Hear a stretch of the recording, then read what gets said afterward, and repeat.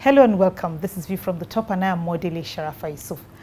Despite having the continent's largest economy and population and the location at the crossroads of West and Central Africa, Nigeria has yet to capture what some would argue is its rightful position as an aviation hub.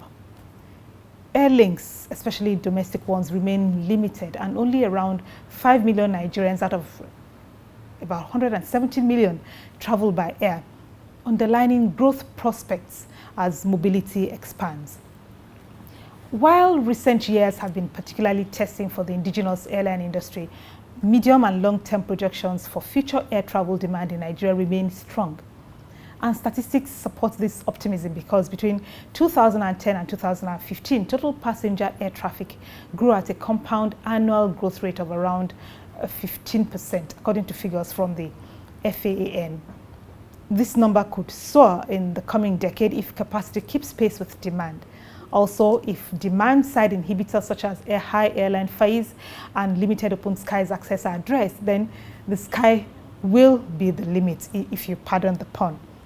One of the leading operators in this sector is Arik Air, and its chairman, Chief Johnson Arumemi Ikhide, joins me on View from the Top today, and I am delighted. Thank you, Chief Arumemi Ikhide. You're welcome. Here is a quick biography before we settle down to our conversation. Sir Johnson Arumemi Ikhide was born on 26 December 1948 at Sabongida Ora, Edo State. He attended Ahmadu Bello University, Zaria, from where he graduated with a bachelor's degree in mechanical engineering in 1973.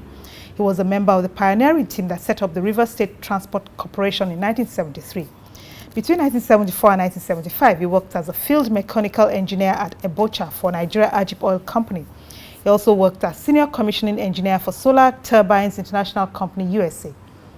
From 1985 to 1999, he was executive director of projects for Negris Limited, and in 1999 he set up Roxing Engineering Company Limited, which has been involved with power plant projects in River State. Sir Arumemi Ikhide is also an investor in the agricultural and aviation sectors of the economy. He is chairman of Arik Air. He is a fellow of the Nigerian Society of Engineers and of National Farmers Institute. He is also a member of the British Institute of Mechanical Engineering and American Management Association. Twice a papal knight of the Catholic Church, Sir Johnson holds the national honor of the Commander of the Order of the Niger.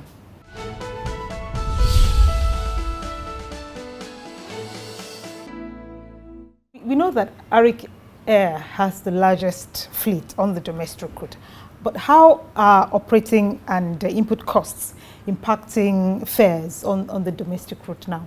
Operating cost is very high. Everything is in foreign exchange, not only for every spare parts, the inputs are all from abroad, and it impacts heavily on all we operators, all the airlines, domestic airline in Nigeria. And most unfortunate government policies or central bank policies doesn't favor us because, for example, the CBN said that all 60% of foreign inflows should be for manufacturers, but they forgot that the engine of any economy is air travel. So nothing is provided for us. We have to scramble like any other person. If the same thing in the tax, the FRS, they tell you that manufacturers have a different rate for company tax. Airlines are seen as services. So by the time you finish, you pay almost 40%. So, and then it's only air travel that you pay VAT, road transportation and other means don't pay VAT. So the stakes are against airline operators in Nigeria from the government. A disposable income is getting smaller, so people are getting more price sensitive. But how can we keep fares down without compromising air safety? That's the challenge we're all having, and that's why I say that the government, CBN in particular, needs to be watchful because if you don't have the foreign exchange, and then that means you can't maintain the aircraft properly. You have to go. There's no MRO in Nigeria.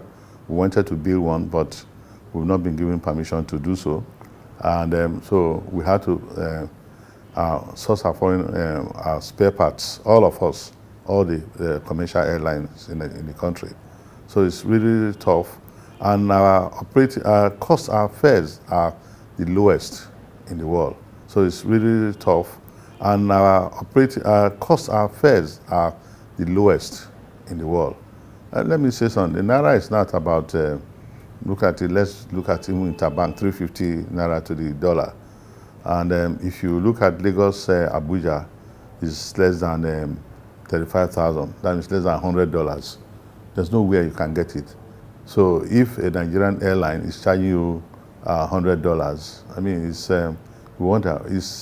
I consider that all of us all my colleagues and we are doing national service. And what you get, you don't even get fuel. The fuel prices are shooting up the roof.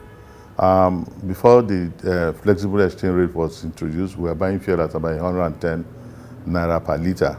Now it's 215 naira per liter, and you can't even get it. Situation in the country is not favorable to airlines at all. Africa as a whole is still underrepresented when it comes to capacity, as non-African carriers handle about 80% of continental traffic, and it's still not uncommon for a passenger to connect through Europe when flying between two African countries. What is being done about this? Africa is the next frontier of growth. The last frontier I know is Asia, and most of the manufacturers before then turned their attention to Middle East, where you have the mega carriers, then to Asia. In Africa now, yes, the private sector is coming in, and Africa is growing. There's lots of opportunity. Most of the foreign carriers those come, and they don't talk about regional travel or domestic travel for various countries. I must commend the effort of Kenya Airways. As part of their difficulties, they've always tried to promote inter-African travels. Ethiopia, the same thing. And I think South Africa is trying to do that. We, in our own little way, we are doing that too. We are trying to, we are going to most places in West Africa. And of course, we have the new entrant, Ikhide. So we could see the growth in Africa. What do you think of the open skies policy to which the African Union agreed in principle in 1993? Most African countries don't have the same policies.